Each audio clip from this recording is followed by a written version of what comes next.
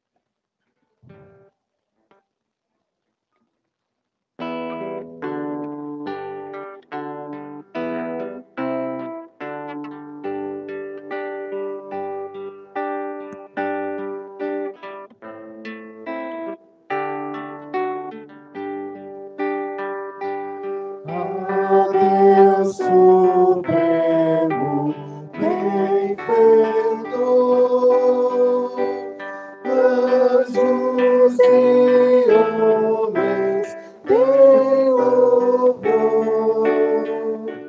A Deus o Filho, a Deus o Pai, a Deus Espírito, glória Amém.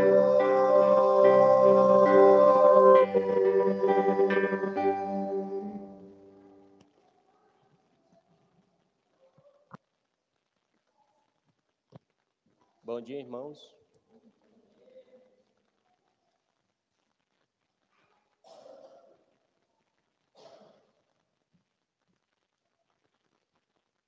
Vamos dar início a esse culto fazendo a leitura da palavra de Deus no livro de Colossenses. Colossenses capítulo 1, do verso 13 ao verso 23. Vamos fazer essa leitura de forma responsiva. Colossenses capítulo 1, do verso 13 ao verso 23.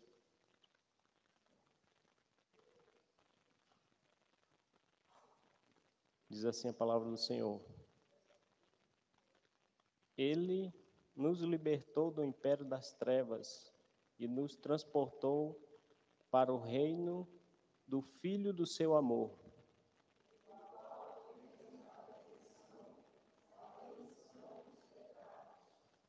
Este é a imagem do Deus invisível, o primogênito de toda a criação.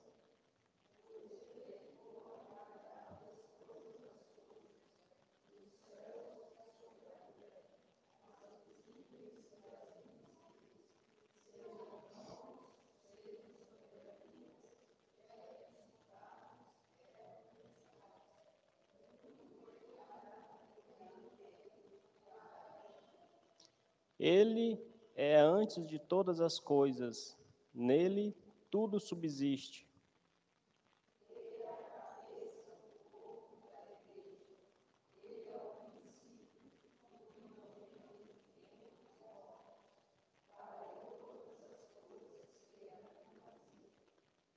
Porque aprove a Deus que nele residisse toda a plenitude.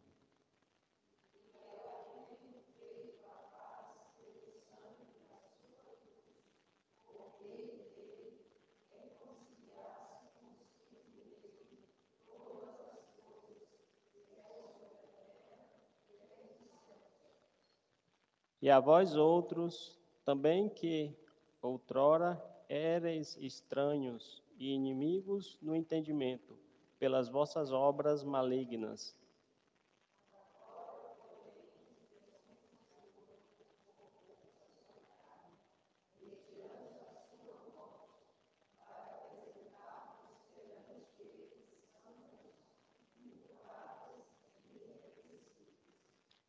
Se é que permaneceis na fé, alicerçados e firmes, não vos deixando afastar da esperança do Evangelho, que ouvistes e que foi pregado a toda criatura debaixo do céu, e do qual eu, Paulo, me tornei ministro.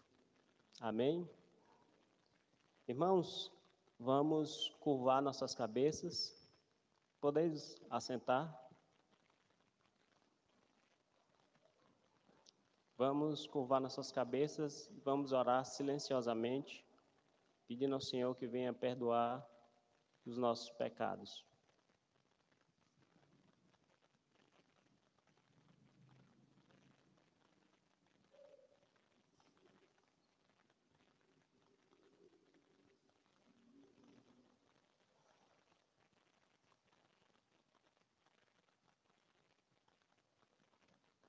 Senhor, nosso Deus e nosso Pai. Pai querido, nós te pedimos, Senhor, que o Senhor venha perdoar nossas falhas, que o Senhor, nas tuas ricas misericórdias, venha nos perdoar os nossos erros, porque temos cometido tantos erros, Senhor, tantos erros que nem sequer conseguimos lembrar de tantas falhas, tantos erros que temos cometido. Mas te pedimos, ó Deus, que na tua imensa misericórdia o Senhor venha nos perdoar e venha nos ajudar, Senhor, que possamos progredir na fé, que possamos avançar como crentes e sermos pessoas melhores, ó Pai. Que nós possamos, ó Pai, estar sempre progredindo, ó Pai, em conhecer a tua palavra e em fazer a tua vontade. É o que nós te pedimos, em nome de Jesus. Amém. Vamos cantar o hino de número 74, Sinceridade. E esse é o momento oportuno para o irmão, a irmã que trouxe o seu dízimo e sua oferta, trazer e depositar no gasofilácio.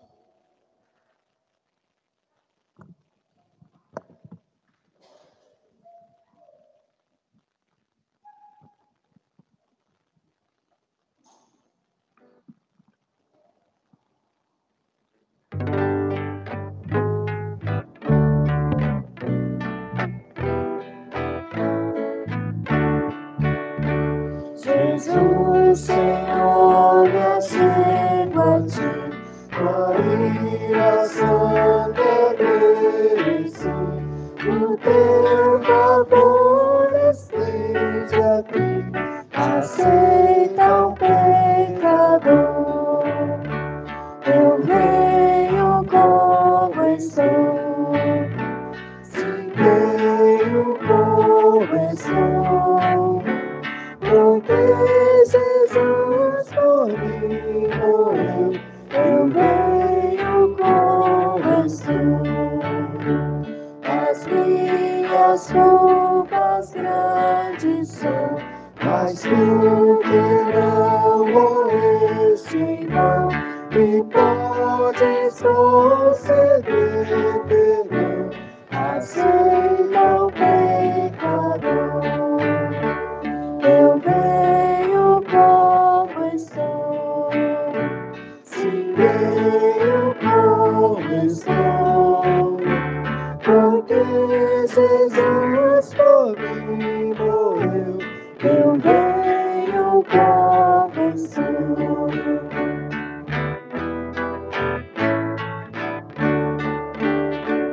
Oh, vem agora, Salvador, livra-me por teu grande amor, pois tu, Jesus, és meu Senhor, aceita o pecador.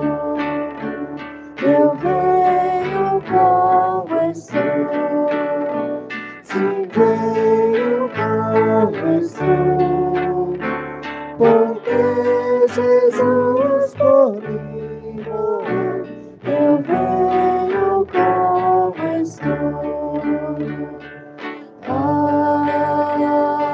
Amém. Eu passo a palavra para o reverendo José Maria, que irá nos trazer a palavra do Senhor.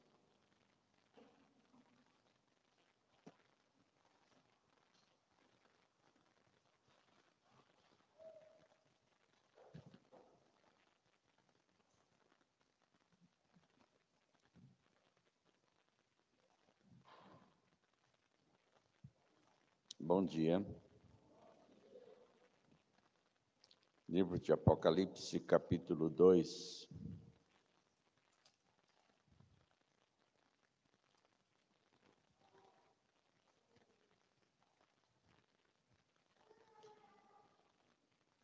Nós estamos estudando a palavra de Deus, segundo a carta que Jesus Cristo enviou à igreja de Tiatira.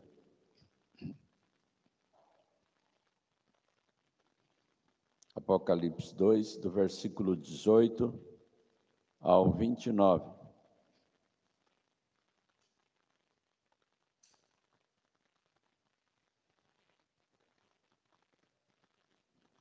Estas coisas diz o Filho de Deus, que tem os olhos como chama de fogo e os pés semelhantes ao bronze polido.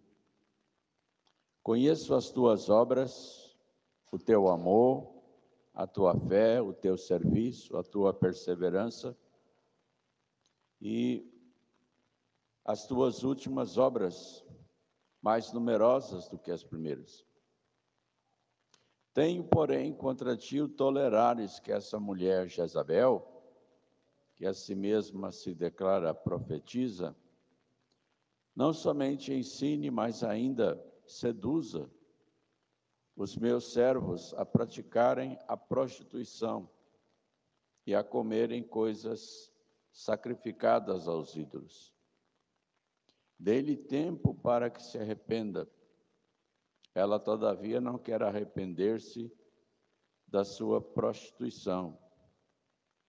Eis que há próstro de cama, bem como em grande tribulação os que com ela adulteram, caso não se arrependam das obras que ela incita.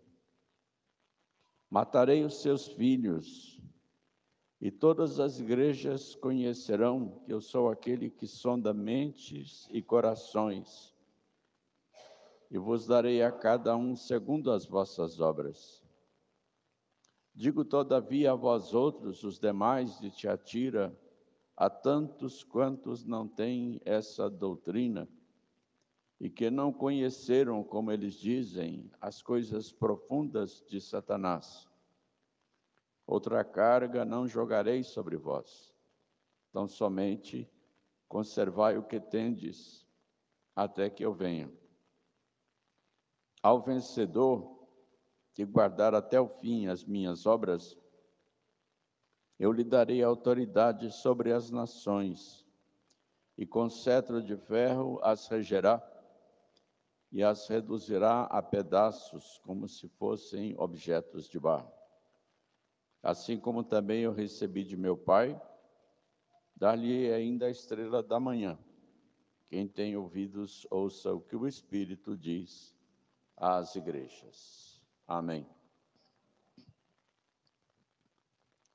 Conforme nós mencionamos no domingo passado, no início da exposição deste texto, a cidade de Tiatira não era tão importante como a cidade de Pérgamo, não era tão grande. E, por isso, não era um centro de grande movimentação de riquezas, mas era uma cidade de importância estratégica, geograficamente falando,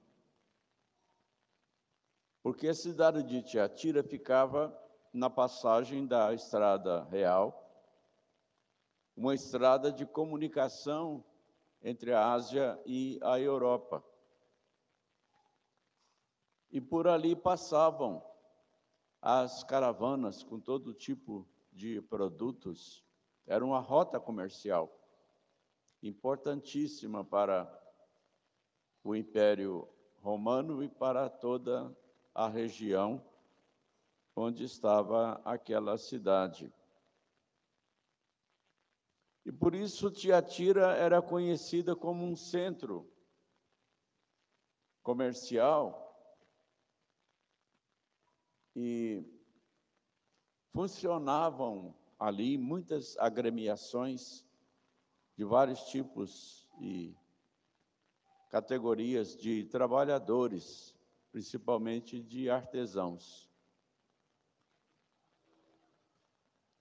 Esses grêmios, eles eram reunidos segundo a profissão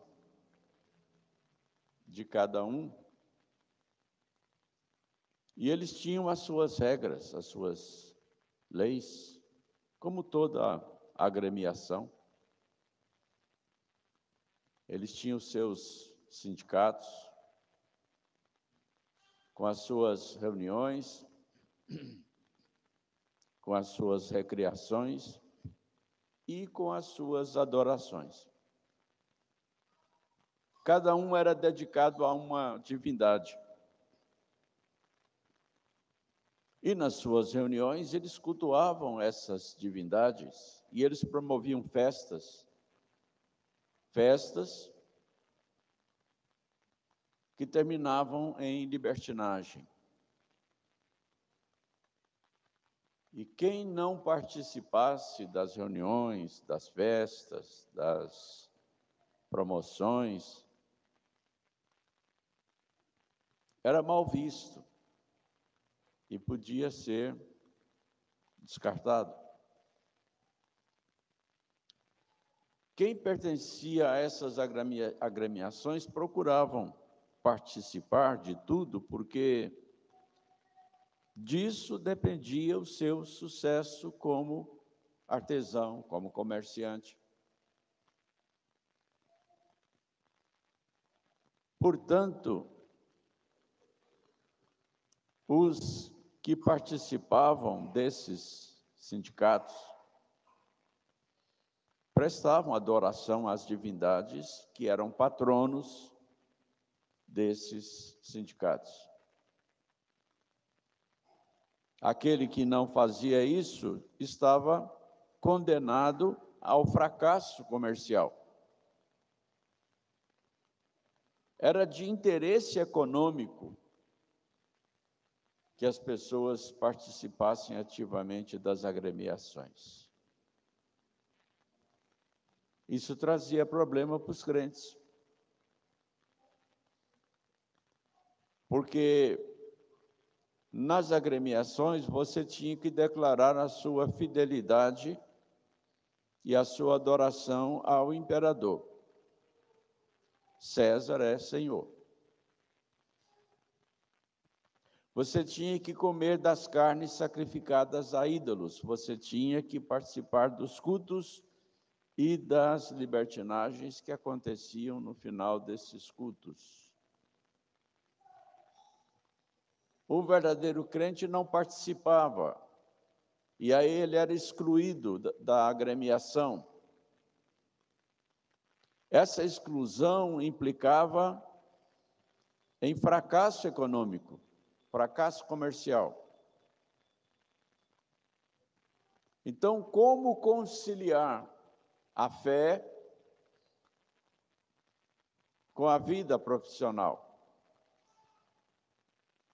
Havia esse problema em Tiatira. E Jezabel, ela estava seduzindo os crentes para se amoldarem à vida social completa, profissionalmente, recreativamente, religiosamente.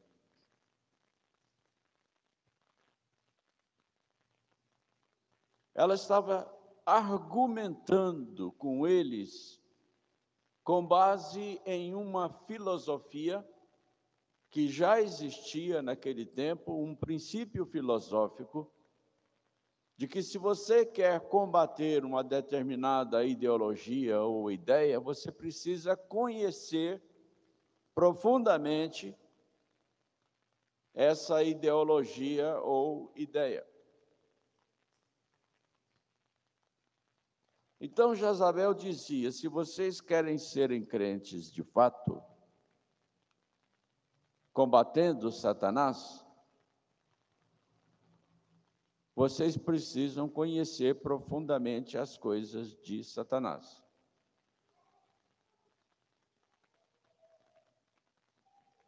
O interessante é que essa teoria filosófica existe até hoje. E está dentro das igrejas. Há denominações evangélicas que praticam isso. Por exemplo, durante o carnaval, essas denominações enviam grupos de crentes para as festas carnavalescas, para participarem das festas carnavalescas e evangelizarem os carnavalescos. E ali esses grupos de crentes, eles dançam, eles participam do carnaval.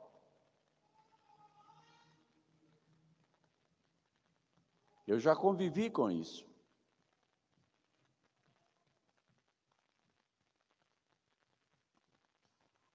E aí a coisa evolui para outras práticas. E acreditem, há evolução dessa prática. Se você aceita esse princípio para coisas mais simples, isso vai evoluir para coisas mais profundas. Como, por exemplo, consumir drogas, experimentar as experiências causadas pelas drogas para poder evangelizar consumidores de drogas. Praticar a prostituição, e isso estava acontecendo dentro da igreja de Tiatira, para que você tenha a experiência do que é a prostituição para evangelizar aqueles que praticam a prostituição. Praticar a idolatria, experimentar as sensações do contato com as divindades pagãs, para poder evangelizar aqueles que são idólatras.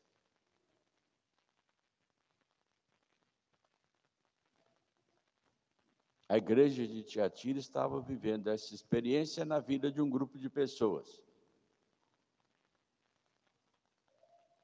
Mas havia dentro da igreja de Tiatira os verdadeiros crentes, aqueles que se negavam a participar dessas coisas.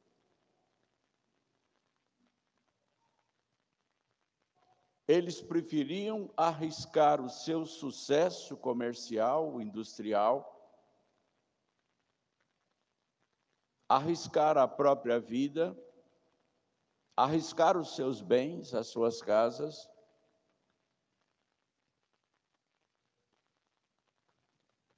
do que serem cúmplices na prática da prostituição, do consumo de comida sacrificada a ídolos e tudo mais.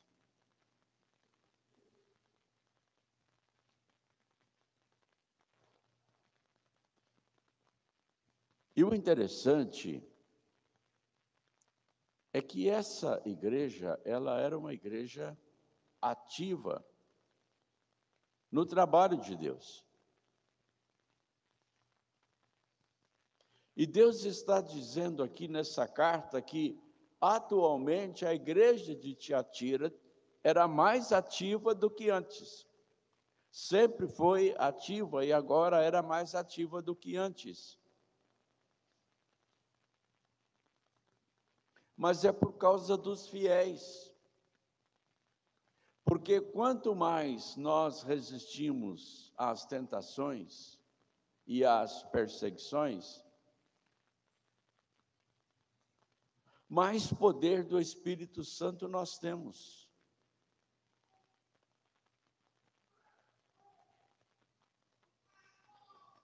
Mas Deus está dizendo para a igreja que essa bagunça que tinha lá dentro ia acabar.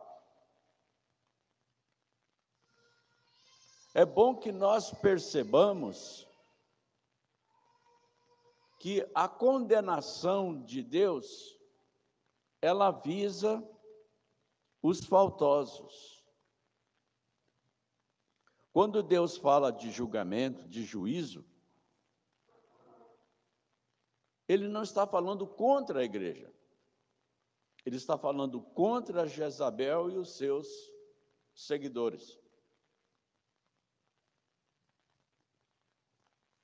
Deus está dizendo que deu tempo para ela se arrepender.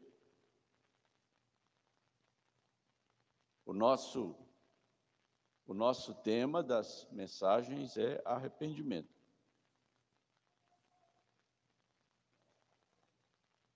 Deus não está dizendo que a igreja precisa se arrepender. Ele está dizendo que aquele grupo, Jezabel e os seus seguidores, precisam se arrepender.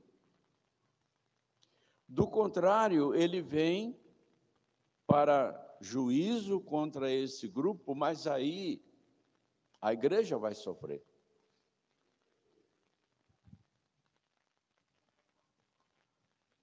Porque o juízo de Deus contra Jezabel e os seus seguidores é severo. Ele vai matar gente. Ele vai fazer muita gente sofrer. E esses que eram infiéis, eles tinham suas famílias dentro da igreja.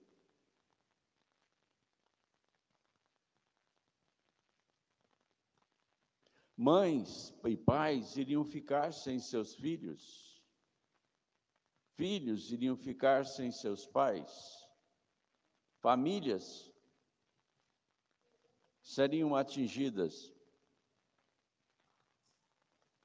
Haveria muita lamentação e dor. Mas Deus está dizendo que Ele vai exercer juízo. A coisa estava insuportável.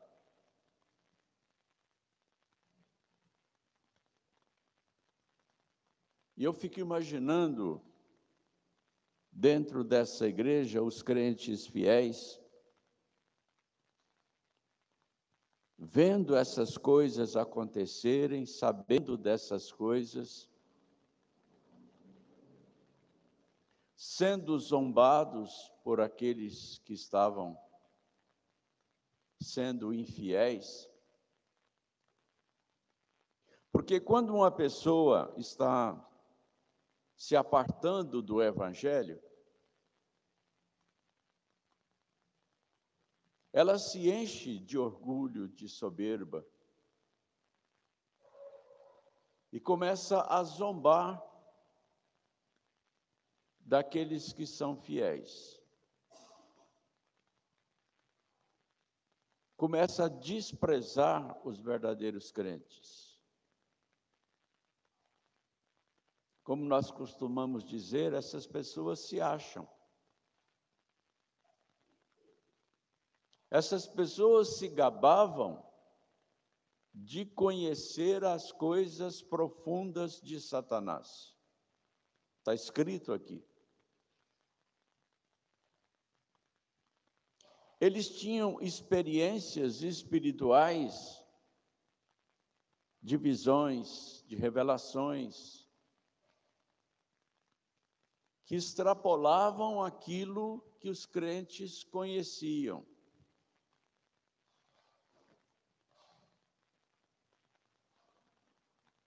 Eles adoravam divindades que proporcionavam a eles grandes prazeres nas suas festas.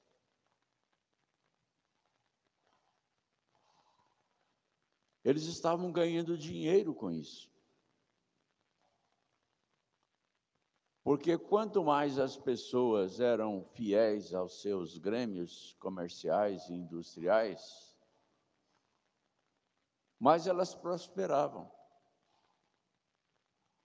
A rota comercial era uma fonte de muita riqueza. E quanto mais a pessoa se identificava com o paganismo, mais oportunidades ela tinha.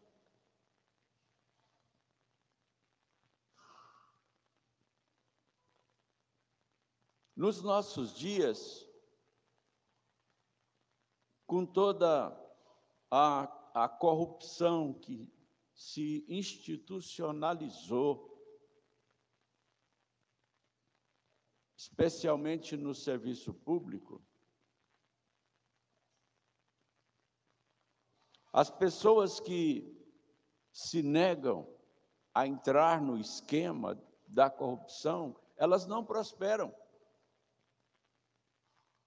Elas não conseguem seguir carreira. Elas são desprezadas por mais capacidade que tenham, por mais dons e dotes, habilidades que uma pessoa tenha. No serviço público, ela não prospera, se ela não entrar no esquema. E o esquema é o esquema da corrupção.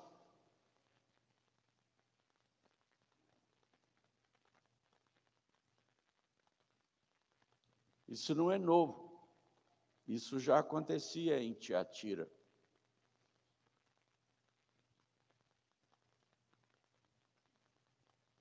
Os crentes fiéis, eles preferiam obedecer a Deus do que conquistar riquezas, do que alcançar altas posições.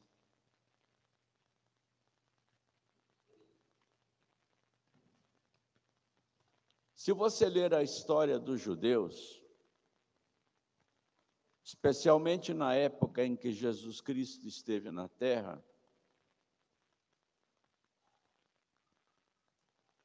você vai conhecer personagens e situações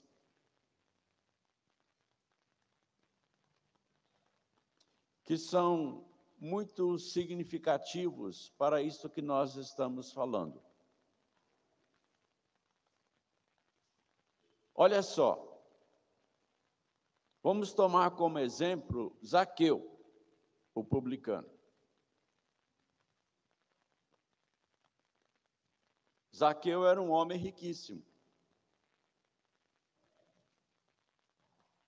mas ele era um colaboracionista. O que é isso? É alguém que se torna cúmplice do conquistador para poder ganhar dinheiro e posição. Os publicanos, diz a Bíblia, eram odiados pelos judeus que não eram publicanos. Os publicanos eram aqueles que se associavam aos romanos, os conquistadores, para poder ganhar dinheiro e posição. Os publicanos eram usados pelos romanos para cobrar impostos dos seus conterrâneos. Judeu cobrando imposto de judeu.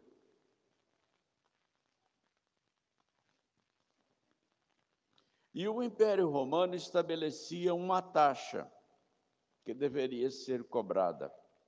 Além daquela taxa, o que o cobrador de imposto conseguisse cobrar era dele. O Império Romano só exigia aquela taxa que foi estabelecida. Daí para cima era do cobrador. E esses cobradores, esses chamados publicanos, eram odiados justamente por causa da sua injustiça na cobrança. Todo mundo sabia que eles cobravam mais. E eles tinham apoio da guarda romana para cobrar os impostos, para obrigar as pessoas a pagar os impostos.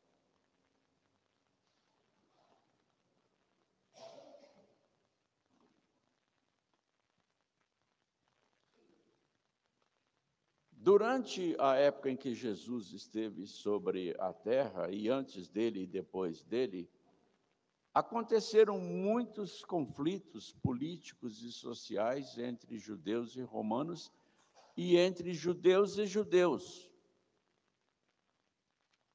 Existiam vários partidos e cada um queria exceder o outro. em termos de fama e violência.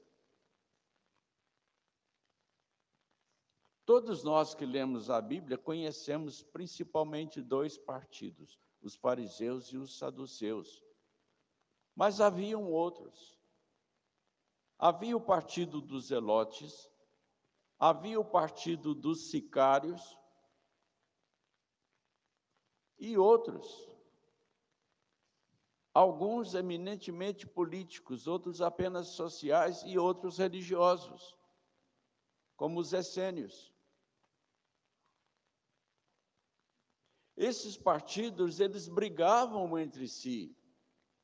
Havia conflitos sanguinários entre eles.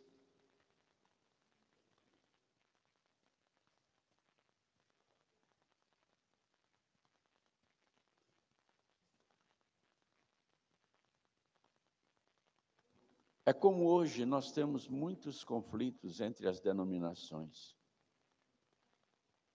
E elas estão provocando divisões, partidos, atritos. E às vezes dentro de uma mesma igreja, há conflitos de interesse entre grupos. E na igreja de Tiatira, havia o grupo dos fiéis e o grupo dos infiéis. Mas a situação estava se tornando, então, insuportável e Deus promete o juízo. Eis que prostro de cama, a ela e os seus seguidores, dei-lhe tempo para que se arrependesse, ela, todavia, não quer arrepender-se da sua prostituição. Não quer se arrepender. Ela tinha consciência de que estava pecando. Ela tinha consciência da ameaça de juízo.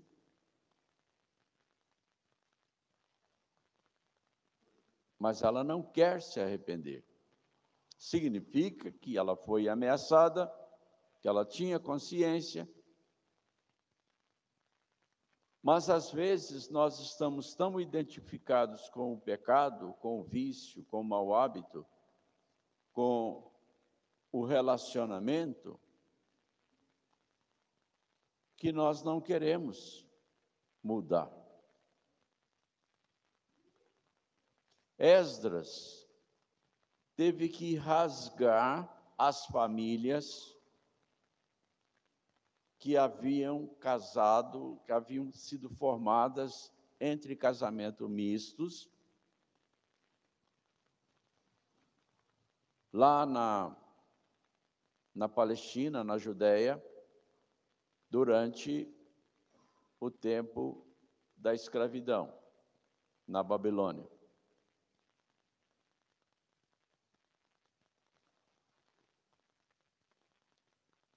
Porque Deus mandou que o casamento misto fosse desfeito, cada um deles. E aí eu imagino que deve ter sido uma choradeira tremenda.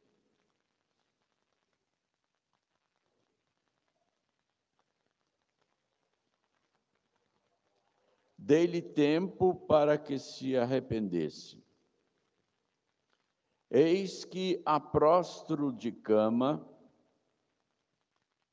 bem como em grande tribulação, os que com ela adulteram, caso não se arrependam das obras que ela incita. Era uma mulher sedutora, era uma mulher forte, de grande vontade, e por isso ela predominava, inclusive sobre os homens. Era uma mulher que tinha espírito de liderança, tinha uma uma grande argumentação, e por isso ela conseguia reunir as pessoas à sua volta. E ela comandava, ela liderava um grupo, a tal ponto que esse grupo preferia obedecer a ela do que obedecer a Deus. E era um câncer dentro da igreja. E ele estava se espalhando.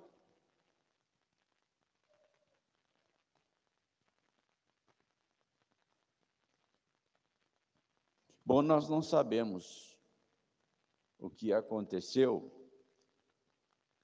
mas nós temos aqui as promessas de Deus com relação àqueles que permanecessem fiéis. Porque a atração, a sedução era tão grande, era tão forte, era tão irresistível, que só os verdadeiros crentes, os verdadeiros convertidos iriam perseverar fiéis a Deus. Então Deus promete o seguinte: digo, todavia, a vós outros, os demais de Tiatira, a tantos quantos não têm essa doutrina e que não conheceram, não quiseram conhecer, como eles dizem, as coisas profundas de Satanás. A primeira promessa: outra carga não jogarei sobre vós. Ou seja, eles não iriam sofrer nada além daquilo que eles estavam sofrendo. Eles não iriam sofrer perseguições de fora, como, por exemplo, os de Pérgamo.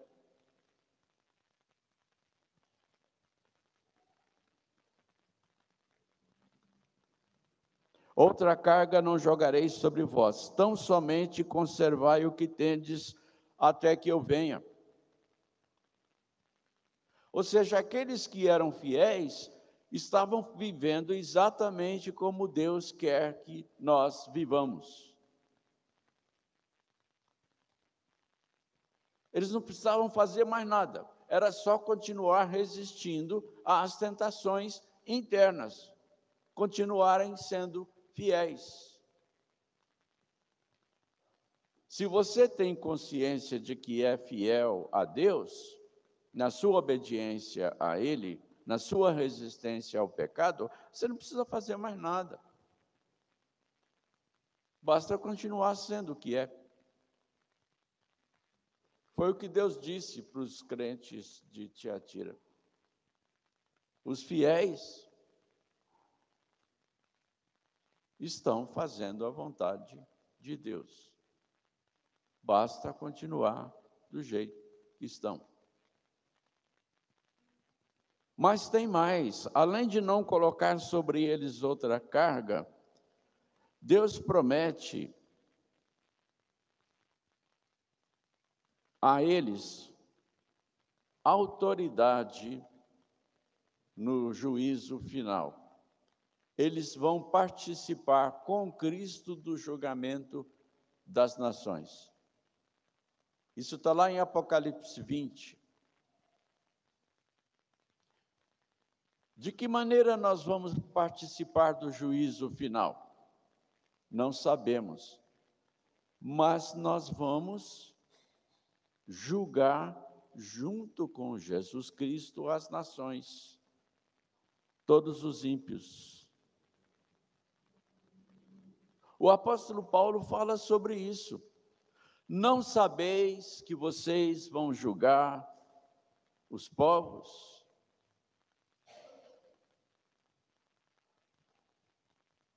Já pensaram sobre isso? Assentados com Cristo, no tribunal de Cristo, julgando com Cristo o mundo?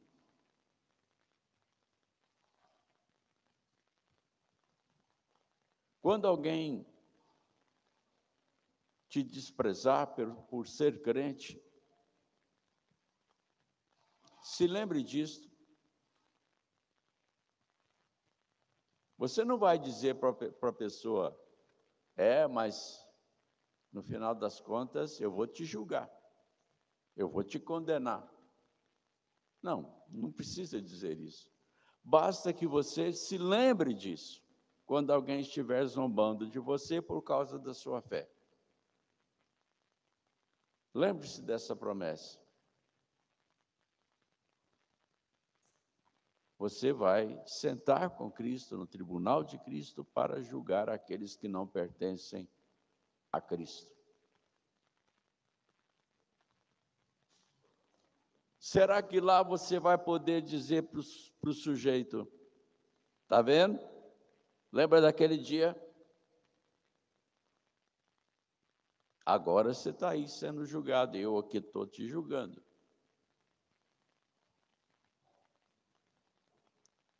É claro que não vai ter esse tipo de diálogo, mas vai haver a sensação.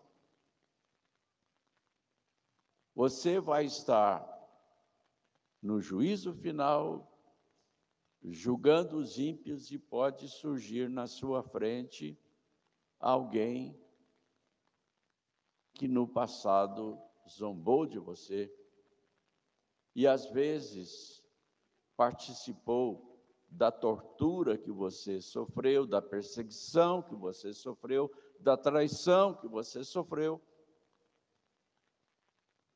E ele agora está ali diante de você sendo julgado por tudo isso.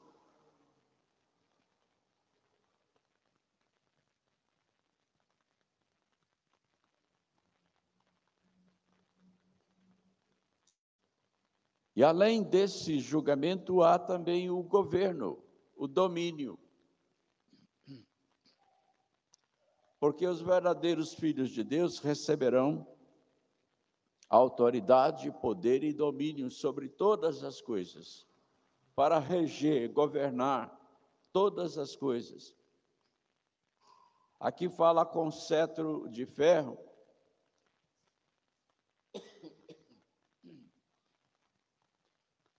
Mas isso não significa um regime de terror sobre as pessoas. Mas é porque o governo com cetro de ferro é o governo de Cristo, que é um governo de justiça. E nós iremos participar do governo de Cristo sobre a terra. Ele vai repartir conosco a sua autoridade.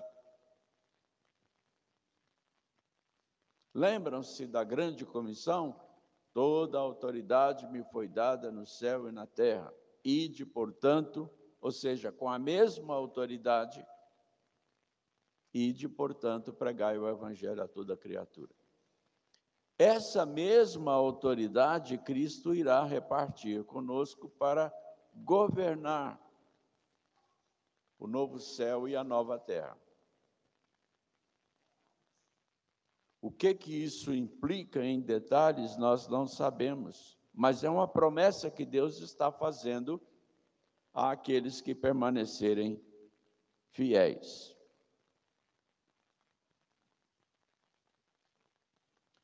E também, Jesus está prometendo aqui a estrela da manhã.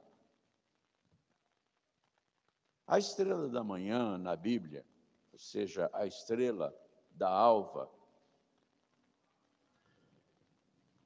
ela representa Cristo. Cristo é luz. A estrela da alva é a estrela mais brilhante no céu quando o dia está amanhecendo. E também é a única que pode ser vista a olho nu. É o planeta Vênus. Essa estrela da manhã, ela tem uma simbologia muito forte, e sempre teve essa simbologia muito forte, de luz, de vida, de prosperidade, de sucesso.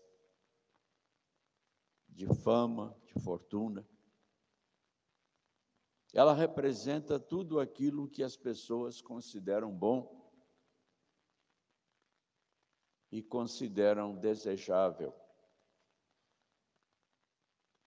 Jesus Cristo está dizendo, ao nos prometer essa estrela da manhã, que nós iremos alcançar tudo aquilo que nós sonhamos e desejamos, e infinitamente mais do que isso. É o sucesso na sua mais alta expressão, no seu mais alto alcance.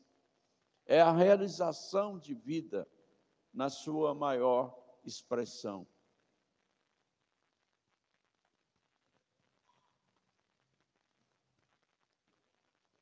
Isso tudo na presença de Cristo perante a sua face. Ele disse que assim como ele foi investido por Deus de autoridade, ele vai nos investir dessa autoridade. É isso que ele está prometendo aos crentes fiéis, seja na igreja de Tiatira, seja na igreja presbiteriana central da cidade de São Sebastião, seja em qualquer assembleia dos santos espalhadas pela terra. Os fiéis herdarão essas coisas. Quem tem ouvido, ouça o que o Espírito diz às igrejas. Todos nós temos ouvido, o problema é ouvir. O problema é dar ouvido, é atender, é obedecer. Quem tem ouvido significa quem obedece e pratica essas coisas, também vai receber essas recompensas. Hoje, no culto vespertino, nós vamos começar a expor a carta que foi endereçada à igreja de Sardes.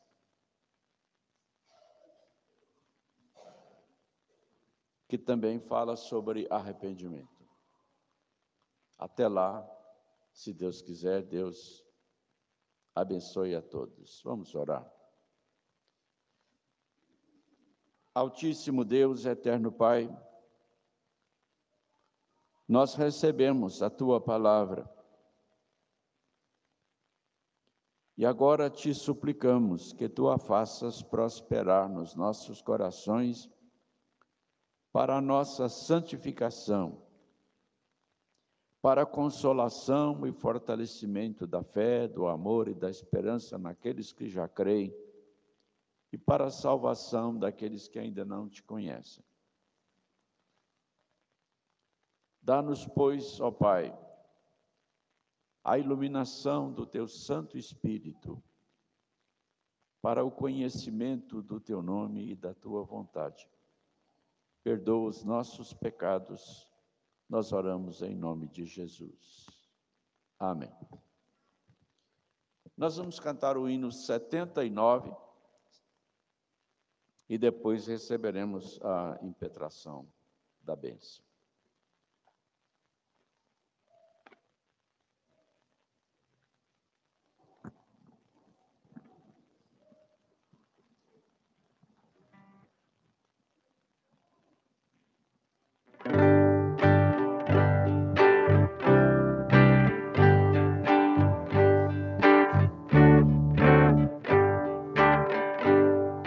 Chegando à cruz do bom Salvador, prostrado aos pés do meu Redentor, Ele atendeu logo ao meu clamor. Glória ao Salvador, glória ao Salvador, glória ao Salvador. Eu sei que Cristo já me salvou.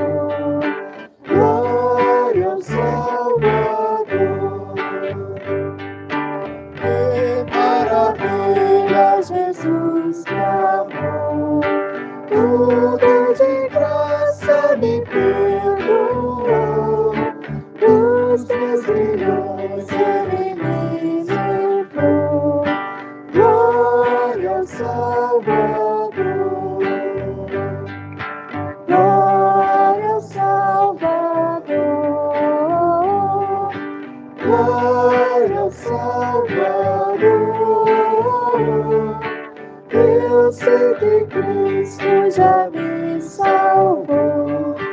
Glória ao Salvador.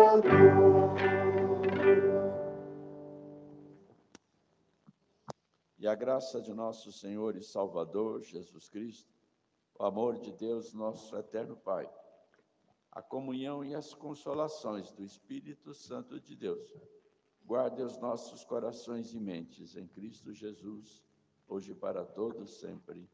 Amém.